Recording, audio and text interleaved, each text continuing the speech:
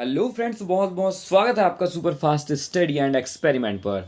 तो फ्रेंड्स, इस वीडियो में हम डिस्कस करने वाले हैं all possible reasons for bearing failure and it's solutions. यानी कि हम इसके बारे में डिस्कस करेंगे कि अगर कोई बेयरिंग फेल होता है तो उसके पीछे क्या क्या रीज़न हो सकते हैं और हम किन किन चीज़ों का ध्यान रखकर अपने बेयरिंग का लाइफ जो है वो बढ़ा सकते हैं। जितने पॉसिबल रीजंस होते हैं मेरी तरफ से मैं आपको इस वीडियो में बताने वाला हूं। इसके अलावा भी अगर आपको कोई रीजंस यहां पर लगते हैं तो आप उसे कमेंट करके जरूर बता सकते हैं। तो फ्रेंड्स, ऐसे ही industrial technical videos, mechanical engineering field से रिलेटेड वीडियोस इस यूट्यूब चैनल पर मैं अपलोड करता रहता हूँ। 830 से ज़्यादा वीडियोस जो हैं अब तक मैंने अपलोड कर दी हैं और मैं रेगुलरली नए नए वीडियोस जो है वो अपलोड करता रहता हूँ। अगर आप मेरे चैनल पर नए हैं तो प्लीज़ इस वीडियो को लाइक करें और चैनल को सब्सक्राइब करके बेल आइकन को ज़रूर प्रेस कर लें ताकि हर एक नए वीडियो का नोटिफिकेशन आप तक पहुँच पाए। तो फिलहाल इस वीडियो को स्टार्ट करते हैं, बने रहिएगा वीडियो में अंत तक। तो इस वीडियो में सबसे पहले हम बात करेंगे बेयरिंग फेलियर के रीजंस के बारे में and at the end video के लास्ट में हम इसके सॉल्यूशंस के ऊपर डिस्कशन करेंगे। बेयरिंग के फेल होने का सबसे पहला और सबसे कॉमन रीज़न जो है वो ऑलमोस्ट 80% बेयरिंग्स इसी वजह से फेल होते हैं और वो है लैक ऑफ ल्यूब्रिकेशन। यानी कि अगर आपने बेयरिंग में ल्यूब्रिकेशन नहीं किया है सही तरीके से सही समय में, कम ल्यूब्रिकेशन है उसमें, कम ल्यूब्रिकेंट्स हैं और रेगुलर टाइम और इंटरवल पे ल्यूब्रिकेशन नहीं किया जा रहा है, तो फिर आपकी बेयरिंग्स जो है वो बहुत ही जल्दी फेल हो जाएंगी, डैमेज हो जाएंगी। क्योंकि जब आपके बेयरिंग में ल्यूब्रिकेंट्स कम होंगे वहाँ पर हीट जनरेट होगा जिसकी वजह से फ्रिक्शन होगा, फ्रिक्शन की वजह से हीट जनरेट होगा और हीट जनरेट होने से फिर आपकी बेयरिंग जो है वो फेल हो जाएगी। दूसरा रीज़न है एब्रेसिव वियर। अब एब्रेसिव वियर के अंदर आता है डस्ट, रस्ट, है ना।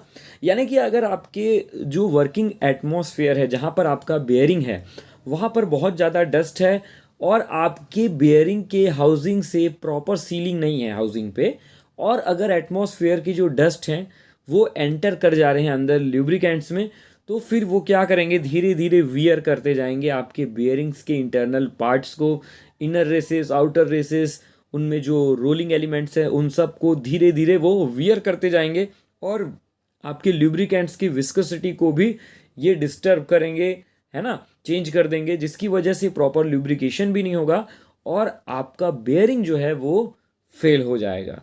नेक्स्ट रीज़न जो है वो है ड्यू टू एक्सेस लोड। अगर आपके बेयरिंग पर डिज़ाइन लोड से ज़्यादा लोड अप्लाई हो रहा है तो आपके बेयरिंग के फेल होने के चांसेस बढ़ जाते हैं। सपोज करिए कोई एक शाफ्ट है जिस पे बेयरिंग लगा हुआ है और अगर उस शाफ्ट पे जो लोड की वैल्यू है, डिज़ाइन जिस हिसाब से डिज़ाइनिंग की गई है उसे डिज़ाइन लोड के हिसाब से सिलेक्शन की गई है बेयरिंग की, लेकिन अगर किसी कारण से वहाँ पर लोड जो है वो बढ़ जाता है ड्यू टू एनी रीज़न, तो आपका बेयरिंग जो है वो फेल हो जाएगा।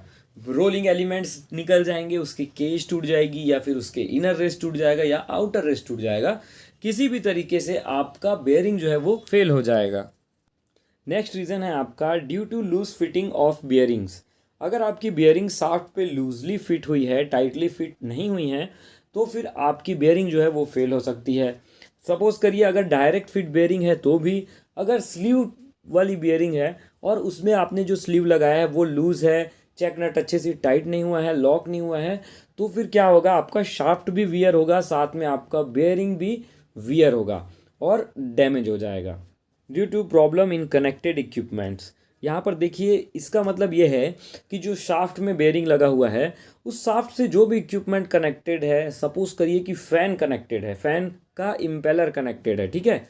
अब क्या हो गया, अगर वो फेल होगा, मान लीजिए फ़ैन की बैलेंसिंग जो है वो डिस्टर्ब हो गई है, फ़ैन की बैलेंसिंग डिस्टर्ब होगी तो क्या होगा, आपके शाफ्ट पे वाइब्रेशन बढ़ जाएगा। वाइब्रेशन बढ़ने की वजह से अनइवन लोड्स अप्लाई होंगे आपके बेयरिंग पर और हैवी वाइब्रेशन होगा, जिसकी वजह से आपके बेयरिंग जो है वो फेल हो सकते हैं। यानी कि आपका जो शाफ्ट जिसमें बेयरिंग माउंटेड है उस शाफ्ट से कनेक्टेड जो भी पार्ट है, जो भी इक्विपमेंट है, उसमें अगर कुछ प्रॉब्लम आती है तो फिर वहाँ पर जो लोड जो है वो आपके बेयरिंग्स पर भी इफेक्ट डालता है और इस वजह से वो डैमेज हो सकता है। नेक्स्ट रीज़न है due to long running time. इसका मतलब ये है कि अगर लंबे समय तक आप किसी बेयरिंग को यूज़ कर रहे हैं तो उसके फेल होने के चांसेस बढ़ जाते हैं। देखिए, किसी भी इक्विपमेंट की एक लाइफ होती है, एक लाइफ टाइम होती है। उस टाइम से अगर ज़्यादा समय तक आप उसको यूज़ करते हैं तो फिर वो कभी भी फेल हो सकता है। बहुत ही सिंपल सी चीज़ है। बेयरिंग की लाइफ को कैलकुलेट किया जाता है मिलियंस ऑफ रिवॉल्यूशंस में। उसका फॉर्मूला होता है जिसमें कुछ डेटास की ज़रूरत पड़ती है और वहाँ से बेयरिंग की लाइफ कैलकुलेट की जाती है। अगर आपके बेयरिंग लंबे समय तक चल रहा है तो उसके फेल होने के चांसेस ऑटोमेटिकली जो है वो बढ़ जाते हैं। नेक्स्ट रीज़न है due to bend shaft and misalignments. देखिए, किसी भी तरीके से अगर आपकी शाफ्ट में मिस अलाइनमेंट्स है और अगर शाफ्ट बैंड हो गया है और अगर आप उस पर बेयरिंग को यूज़ करते हैं तो वो बेयरिंग की लाइफ जो है वो ज़्यादा नहीं रहेगी, क्योंकि बैंडिंग की वजह से और मिस अलाइनमेंट्स की वजह से वाइब्रेशंस ज़्यादा जनरेट होंगे, अनइवन लोड जो है वो अप्लाई होगा आपके बेयरिंग पर और फिर फाइनली आपका बेयरिंग जो है उसका लाइफ कम हो जाएगा, वो जल्दी डैमेज हो जाएगा। नेक्स्ट रीज़न है आपका due to improper selection of bearing. यानी कि अगर आपने बेयरिंग की सिलेक्शन सही से नहीं की है, इम्प्रॉपर बेयरिंग सिलेक्शन की है आपने, अपने डिज़ाइन के हिसाब से आपने गलत बेयरिंग सेलेक्ट कर लिया है। फॉर एग्ज़ाम्पल, आपके शाफ्ट पे हैवी लोड है और आपने वहाँ पर बॉल बेयरिंग यूज़ कर लिया है, यानी कि जहाँ पर आपको रोलर बेयरिंग यूज़ करना है वहाँ पे आपने बॉल बेयरिंग यूज़ कर लिया है, या फिर जहाँ पर आपको थर्स्ट बेयरिंग यूज़ करना है वहाँ पर आपने रोलर बेयरिंग यूज़ किया है। इस तरह से अगर आपने सिलेक्शन सही नहीं किया है तो आपका बेयरिंग जो है उसका लाइफ जो है वो नहीं रहेगा। That's why the proper selection of bearing is very very essential. तो फ्रेंड्स, ये थे कुछ रीजंस जिसकी वजह से आपके बियरिंग जो है वो फेल हो सकते हैं। इसके अलावा भी अगर कोई रीजंस आपको लगता है कि होते हैं तो उसे आप कमेंट करके ज़रूर बताएं। अब चलिए बात करते हैं इसके सॉल्यूशंस के ऊपर। तो सबसे पहला पॉइंट है ensure proper lubrication and select proper lubricants. Lubrication में आपको ध्यान देना है, प्रॉपर रेगुलर टाइम इंटरवल के बीच बीच में आपको उसमें ल्यूब्रिकेंट्स जो है वो अप्लाई करते रहना है और सही ल्यूब्रिकेंट्स आपको सेलेक्ट करना है। नेक्स्ट है सील बियरिंग हाउसिंग प्रॉपरली, यानी कि आपके जो बियरिंग की हाउसिंग है उसे बहुत ही अच्छे से सील करें, रबर सील्स का इस्तेमाल करें और किसी भी तरह से कोई भी फॉरेन पार्टिकल्स, डस्ट, कंटेमिनेंट्स जो है वो अंदर में ना जाएं। नेक्स्ट है आपका proper selection of bearing. Bearing के सिलेक्शन पे बिल्कुल ध्यान दें, कौन से टाइप का बियरिंग यूज़ करना है, आप पे किस टाइप के लोड्स लग रहे हैं, इन सब चीज़ों पर बिल्कुल ध्यान दें और उसके हिसाब से ही आप बियरिंग सेलेक्ट करें।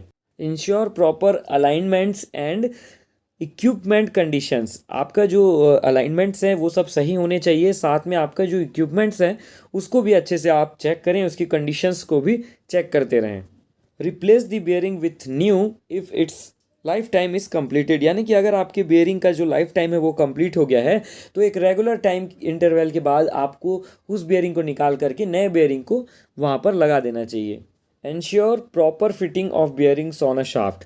देखिए, बियरिंग की टाइट फिटिंग्स पे ध्यान देना है। यहाँ पर बियरिंग आपका टाइटली फिट हो, साथ में आपको ये भी चेक कर लेना है कि आपका जो शाफ्ट है वो बैंड तो नहीं है और सारी अलाइनमेंट भी आप चेक कर लें। तो फ्रेंड्स, ये थे कुछ रीजंस और उसके सॉल्यूशंस जिससे कि आपकी बियरिंग की लाइफ जो है वो बढ़ सकती है। तो उम्मीद करता हूँ ये वीडियो आपको काफ़ी पसंद आई होगी। अगर 1% भी ये वीडियो आपको पसंद आई होगी तो प्लीज़ इस वीडियो को लाइक कर दीजिएगा, चैनल को सब्सक्राइब कर दीजिएगा। फिर से मिलेंगे नेक्स्ट वीडियो में, तब तक के लिए अलविदा।